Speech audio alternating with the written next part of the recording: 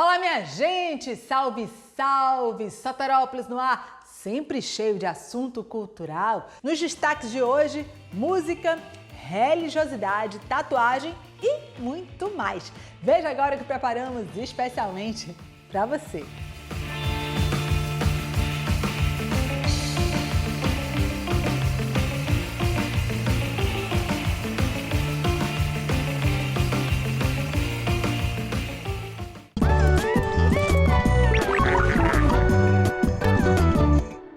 Bahia de Fé é uma série documental que reflete sobre religiosidade, infância, juventude, maturidade, velhice e morte. Quem mais morre nesse país são meninos pretos e periféricos. Se nas nossas comunidades de fé, seja elas quais forem, a gente não se der conta de que é responsabilidade nossa encampar essa briga, essa luta para proteger os nossos jovens, independentes deles fazerem ou não parte de nossas comunidades de fé, o nosso discurso religioso é vão. Esse projeto ele nasceu de uma pesquisa muito extensa e consolidada da pesquisadora e também roteirista da série Cleidiana Ramos, e basicamente a gente teve a oportunidade de ter o convívio, de conversar com diversas lideranças religiosas e diversos especialistas sobre espiritualidade e de como essa espiritualidade se relaciona com cada fase da vida. As religiões, elas divergem em alguns princípios, normalmente em relação a ensinamentos de doutrina moral, mas no todo, em relação ao seu entendimento sobre o sagrado e a relação como ele se dá com o humano, e sempre procurando que este humano tenha um foco, digamos, em virtudes que fortalecem o relacionamento com o meio ambiente, com os outros grupos culturais, os outros grupos sociais, podemos dizer assim. Então, elas, na verdade, elas concordam com muita coisa, né? Principalmente de uma natureza de entender o sagrado como uma expressão do amor. Para muitos jovens, o ambiente religioso funciona como um espaço de interação e de descoberta. Abertura para aprender, escutar e também mudar, se for preciso.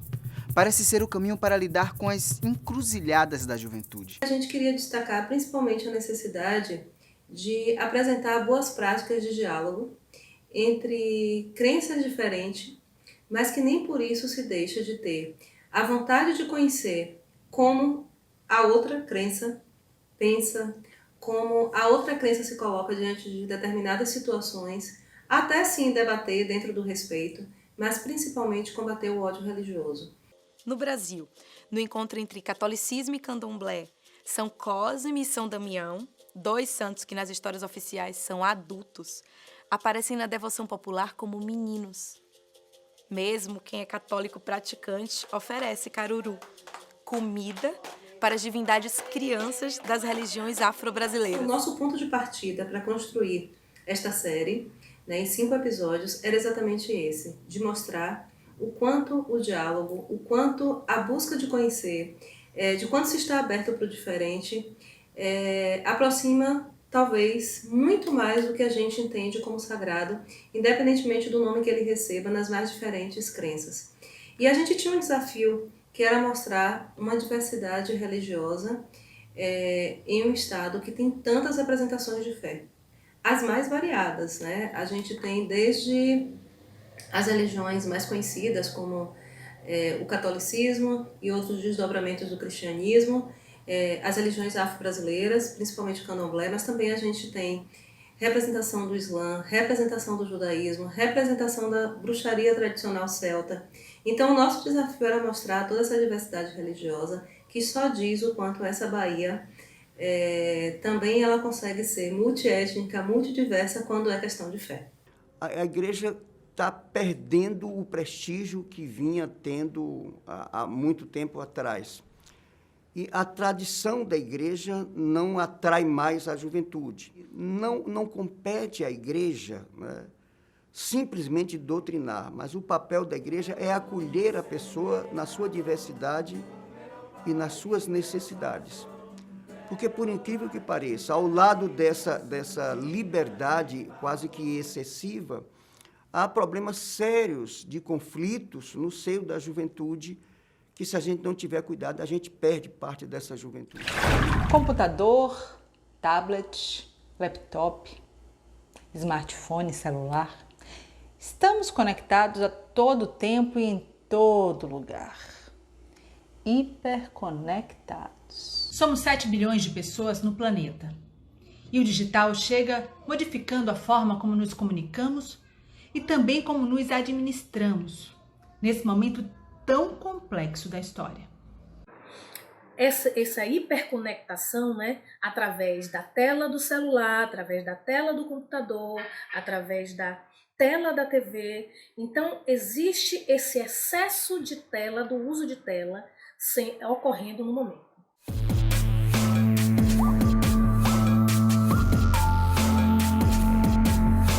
O uso das redes sociais, para mim, sempre foi bem recorrente. Eu sempre usei como forma de lazer ou até para ver as coisas do dia a dia. Mas agora dobrou esse uso porque eu tenho que usar tanto para as minhas atividades escolares, tanto para acompanhar as notícias do mundo, né, do nosso país. E isso, para mim, psicologicamente, não está fazendo muito bem. O mundo físico e digital se confundem. Já não é mais possível separar o em casa do no trabalho. As trocas sociais com presença se rendem ao confinamento. E as telas comandam as relações. Mas é preciso estar atento e forte a esse pseudo novo normal, porque pode custar muito caro ao bolso e também à saúde. Eu tenho passado uma média de 8 a 10 horas por dia em frente a telas, seja do notebook, celular, tablet, e isso já me gerou alguns prejuízos. Primeiro, prejuízo financeiro. Eu tive que consertar ou repor alguns desses equipamentos porque eles não aguentaram o uso contínuo, né, 24 por 24. O segundo, o prejuízo mental. A gente se sente extremamente cansado de ficar o tempo todo olhando para a tela, da dor de cabeça, enjoo, mal-estar. E por último, emocional. As pessoas entendem que ficar conectado durante muito tempo significa que você está disponível também durante muito tempo. E isso vai, de alguma forma, provocar algum efeito, né? Insônia, né? Uma sensação de solidão, pesadelos durante a noite. Então, existem N fatores que refletem emocionalmente esse uso exagerado da tela nesse momento.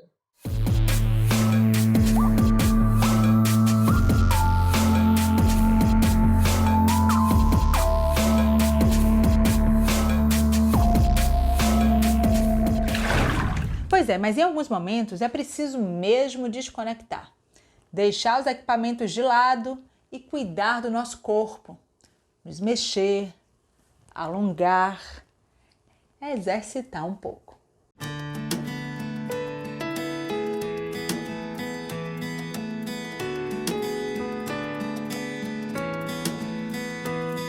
Bom, Douglas, a arte de viver existe há quase 40 anos, ensinando e inspirando as pessoas a respirarem, meditarem, praticarem yoga. Queria que você explicasse um pouquinho como é que essa organização atua aqui na Bahia.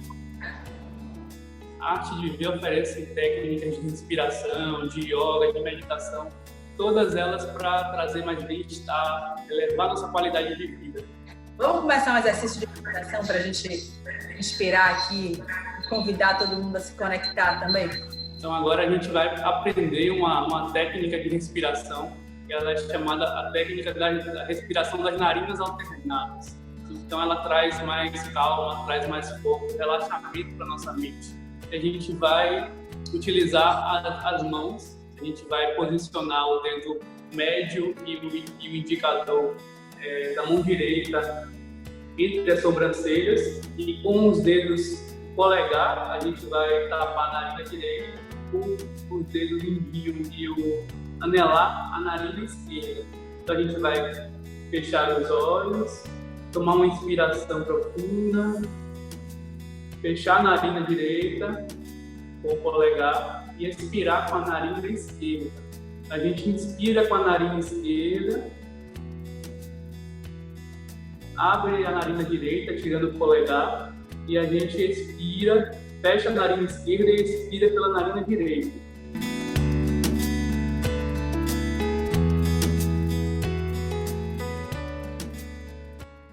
Bom, Douglas, você tem mais de 10 anos de formação em dança, muitas experiências também já com Pilates, aí há mais de 12 anos, e tem uma prática que você entende que é essencial em qualquer atividade física, em qualquer tempo, que é o alongamento corporal. Por que ele é tão necessário antes de qualquer atividade física? Seja bem-vindo. A gente sabe que hoje, mais do que nunca, né, a gente fica mais tempo parado, sentado ou deitado, pouco tempo em pé, caminhando, subindo e descendo escada, e isso faz com que a gente crie muita aderência nas articulações. Essas aderências podem provocar dores, podem provocar desconfortos, e o alongamento pode ajudar muito, não só a tirar essas tensões, mas manter esse corpo saudável, esse corpo com menos dores, para a gente suportar um pouco esse período de quarentena. A gente vai começar a fazer uma postura sentada, com as pernas cruzadas. A gente vai iniciar fazendo um exercício de respiração. A gente vai colocar as duas mãos bem em frente ao umbigo, vai tocar levemente no seu umbigo. A inspiração que a gente vai realizar vai fazer com que você estufe, que você infle o seu abdômen para frente, empurrando sua mão para frente. Inspira e durante a expiração você recolhe o seu abdômen.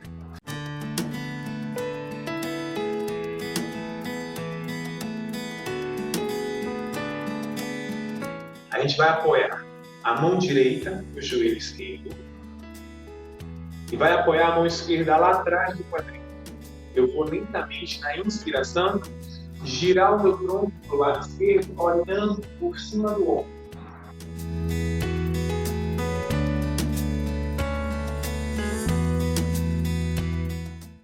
A gente agora vai juntar a sola dos pés e tentar aproximar bem calcanhares em direção ao quadril. A gente vai segurar tornozelos e com a ajuda dos cotovelos vai abrir esses joelhos, levando o tronco e a testa em direção ao chão.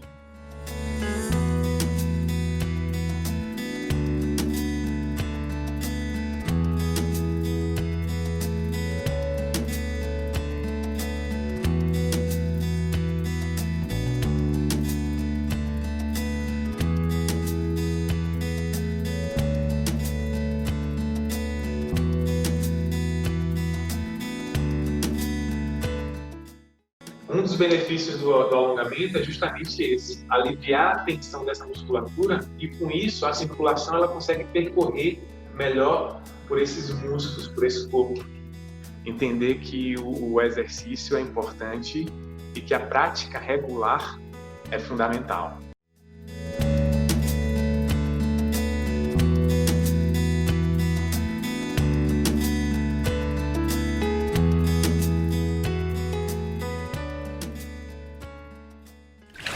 Tá aí, muito bem. Vamos aproveitar a motivação do assunto, o convite para alongar o corpo e também dar aquela esticada bem rapidinho. Daqui a pouquinho a gente volta com muito mais Soterópolis.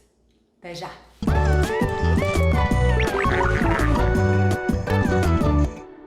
Estamos de volta com Soterópolis e vamos agora viajar nas tatuagens da artista Malfeitona.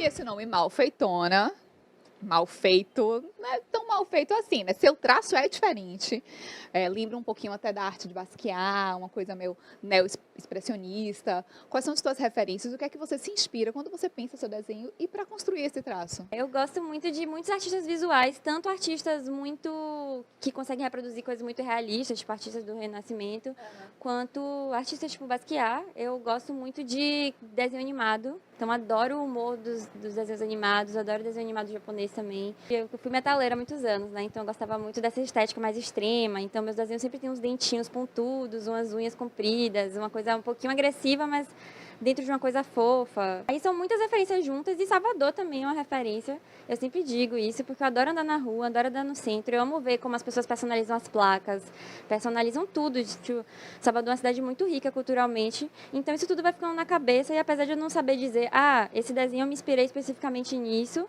esse conjunto de referências, assim, eu acho que, não sei. E você falou dessa questão do humor. As tatuagens, os desenhos que você traz uma coisa do humor também, né? Tem muito presente isso no seu trabalho. E assim, eu tenho muitos clientes que falam que olham para tatuagem e começam a dar risada, assim, tipo, tem uma crise de riso. Então, eu acho massa. E não é um riso, assim, porque é ridículo, porque é engraçado, é massa você ter um momento interessante. E eu acho que a tatuagem mudou muito. A tatuagem já foi muito marginalizada, é considerada uma coisa ruim. E para poder sair desse lugar, a tatuagem se especializou muito e foi ficando muito perfeita, o que é ótimo, acho incrível, eu respeito muito vários tatuadores assim. Só que é massa também esse segundo movimento que está acontecendo na tatuagem, que é de você tatuar coisas de artistas, porque você gosta da obra dele, mesmo que seja algo muito abstrato, assim, os quadrados com as cores, ou algo que é engraçado, que não se imaginaria colocar numa pele, sabe? Por falar nisso, em tatuagens, assim, inusitadas, quais são as tatuagens que você já fez que são mais inusitadas, os pedidos dos clientes? Quais são as histórias mais, assim, interessantes que você tem sobre as tatuagens dos clientes? Olha, interessantes, eu tenho produtos, então assim, um produto que o cliente costuma muito consumir, tipo um macarrão instantâneo, ou um certo refrigerante que quer tatuar aquilo, só que com rótulo estilizado, né? Então que a pessoa gosta muito. Ou então já tatuei um ônibus com a linha do ônibus da pessoa e o ônibus chorando, porque era um ônibus que a pessoa chorava de raiva, que ela ficou 2 horas e meia dentro do ônibus.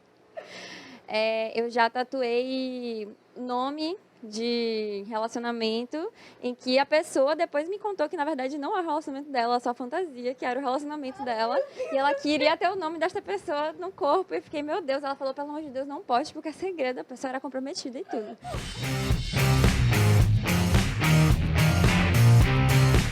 E tem gente que gosta tanto das malfeitonas, que já tem várias, né? Quantas malfeitonas você tem? Tenho seis. E o que é que são as suas malfeitonas? São os desenhos dos meus filhos. E o que é que te fez buscar a malfeitona e buscar esse traço dela, essa tatuagem dela? Eu não conseguia achar um tatuador em Salvador que tivesse mais associação com isso, né? Você há de convir que realmente o traço dela e a relação com o infantil, com o lúdico, é perfeita.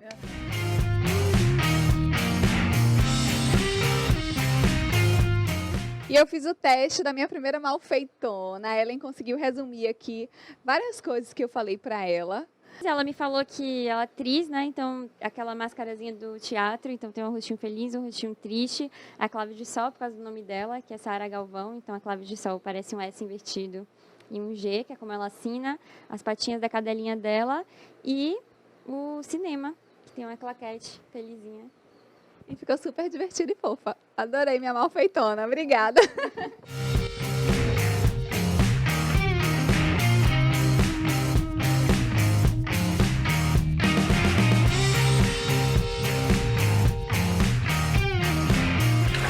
Tá aí, muito bem, da tatuagem, a gente vai agora pra música.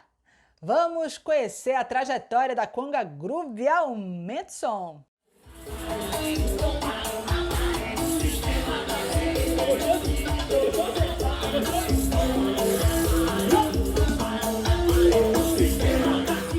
Rap eletrônico, dub, pagode, arrocha, tudo junto e misturado. Vamos conhecer mais de perto agora essa sonzeira do Conga Groove. Marvin, seja muito bem-vindo. Bom, você assina, além de DJ, é também produtor musical. Queria saber o que é que motiva vocês nesse caldo, nessa mistura que vocês fazem, a opção de que isso seja uma marca da banda. A ideia dessa mistura musical do Conga Groove, ela surge justamente por a gente buscar significar os elementos, né, da musicalidade africana.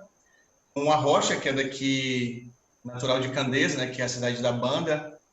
E aí, dentro dessa mistura, a gente faz esse caldo que é meio que é o conga groove, né?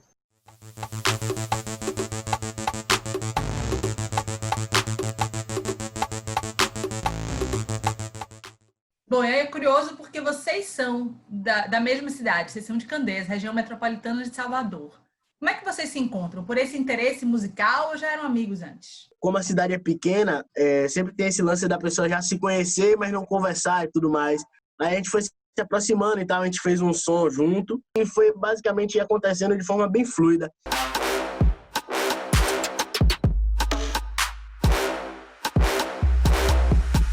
Eu já era DJ, né? Eu tive o prazer de lançar algumas músicas no selo independente do Canadá.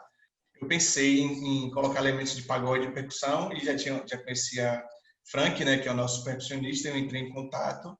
Eu chamei Lipe para fazer parte do projeto com as letras, e ele é a cabeça, né, que pensa. E aí o Alisson também, que é o nosso guitarrista, já vem comigo de bandas de rock and roll. A gente busca muito da nossa regionalidade, né? Porque Candeias é a terra do arrocha, né? Assim, conhecida.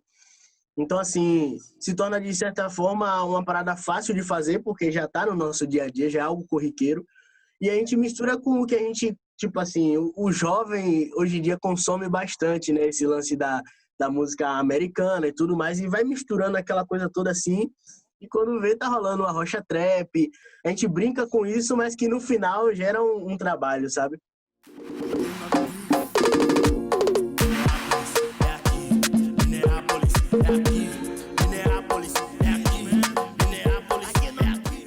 Minneapolis aqui é uma música que a gente sentou, revisou.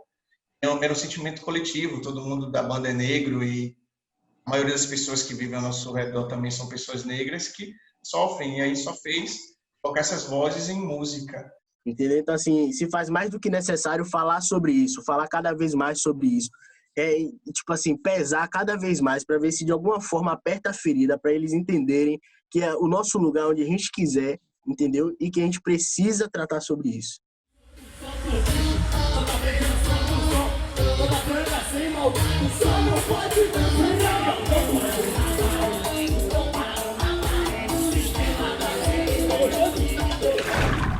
Tá aí, muito bem. Por hoje é só. Daqui de casa eu mando as melhores vibrações de força, fé, saúde, resiliência. Continuem ligados com a gente nas redes sociais, tem sempre novidade. Mande suas sugestões de pauta. Uma boa semana para vocês. Beijo grande e até o próximo Soterópolis. Tchau, tchau.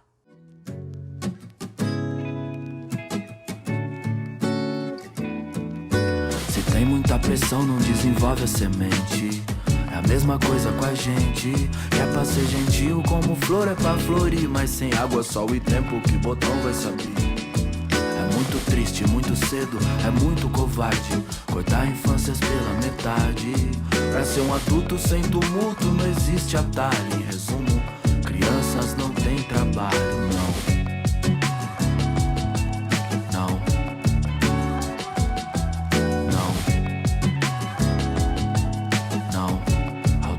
Infantil. Desde cedo, 9 anos, era um pingo de gente, empurrado a fórceps pro batente, o bíceps dormente, a mão cheia de calo, treme, não aguento um lápis no fundão de São Paulo.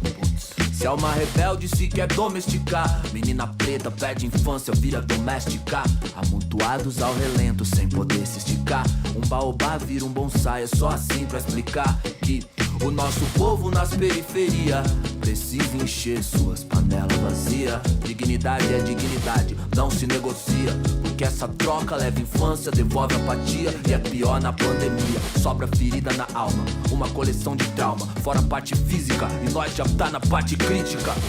Pra que o nosso futuro não chore, a urgência é precisamos ser melhores, viu? Se tem muita pressão, não desenvolve a semente. É a mesma coisa com a gente. É pra ser gentil como flor é pra florir, mas sem água, sol e tempo que botão vai se abrir. É muito triste, muito cedo, é muito covarde cortar infâncias pela metade. Pra ser um adulto sem tumulto não existe atalho. Em resumo, crianças não têm trabalho, não.